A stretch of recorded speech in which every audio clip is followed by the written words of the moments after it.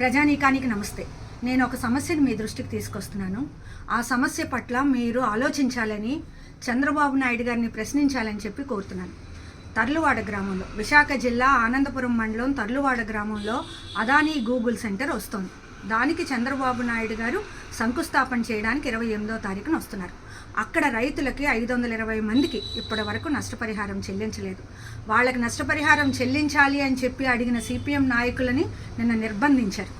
ఆ గ్రామంలో 400 మంది పోలీసులతో ఒక పోలీస్ పికెట్ ఏర్పాటు చేశారు. ఇది అన్యాయం అని చెప్పి మేము భావిస్తున్నాం. ఇప్పుడు తర్లువాడలో ఉన్న సాగు చేసుకుంటున్న రైతులకి నష్టపరిహారం చెల్లించలేదు.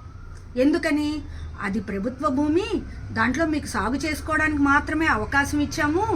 25 సంవత్సరాల నుండి సాగు చేసుకోవడానికి మీకు ఒక స్లిప్ ఇచ్చాము. ఇప్పుడు మాకు ఆ భూమి కావాలి కాబట్టి మేము ఆ భూమిని వెనక్కి తీసుకుంటాం. అదొక కొండ ప్రాంతం అనమాట. రైతులు అక్కడ జీడి సాగు చేసుకుంటున్నారు. వాళ్ళకి 25 సంవత్సరాల క్రితం డిఆర్డిఏ వాళ్ళు మీరు ఇక్కడ సాగు చేసుకోవచ్చని అనుమతి ఇచ్చారు.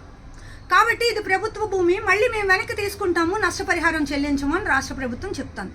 ఇది తర్లువాడ రైతుల పట్ల రాష్ట్ర ప్రభుత్వ వైఖరి. అదే సమయంలో గీతం అధినేత మన ఎంపీ గారు భరత్ గారి పట్ల చంద్రబాబు ఏం చేశారో ఒకసారి చూద్దాం.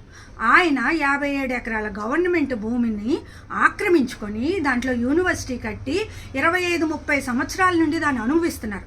అటువంటి భూమిని జీవీఎంసీ కౌన్సిల్లో పెట్టి దాన్ని రెగ్యులరైజ్ చేయాలి అని సిఫార్సు చేయించి రాష్ట్ర ప్రభుత్వం దాన్ని రెగ్యులరైజ్ చేయించింది.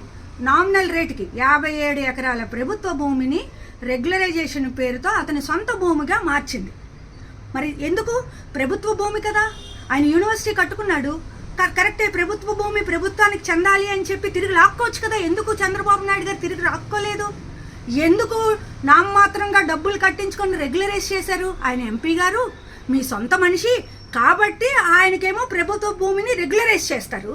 వీళ్ళంతా పేద దళిత రైతులు, పేద బడుగు బలహీన వర్గాలకి చెందిన వాళ్ళు కాబట్టి మీకు 25 సంవత్సరాల క్రితం జీడి తోట వేసుకోండి, ఫలసాయం చేసుకోండి అని చెప్పి హామీ ఇచ్చాము. ఇప్పుడు మాకు ఆ భూమి కావాలి కాబట్టి ఆ భూమి మొత్తం మాకు ఇచ్చేయండి, మీకు రూపాయి కూడా నష్టపరిహారం చెల్లించము అంటున్నారు. ఎంపీ గారికి అయితే ఒక నీతి, పేద దళితులకైతే ఒక నీత. ఇది అన్యాయం కాదా?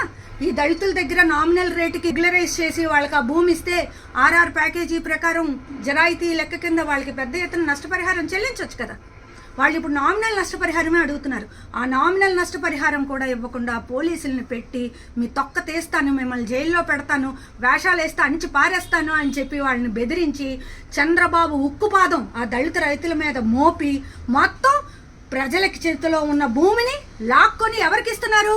అదానికి గూగుల్ వాడికి ఇస్తున్నారు. పేద దళిత రైతుల్లో మట్టి కొట్టి అదానీ గూగుల్కి ఇస్తున్నారు. అదే ప్రభుత్వ భూమి గీతం అధినేత ఆక్రమించుకుంటే దాన్ని రెగ్యులరైజ్ చేస్తారు.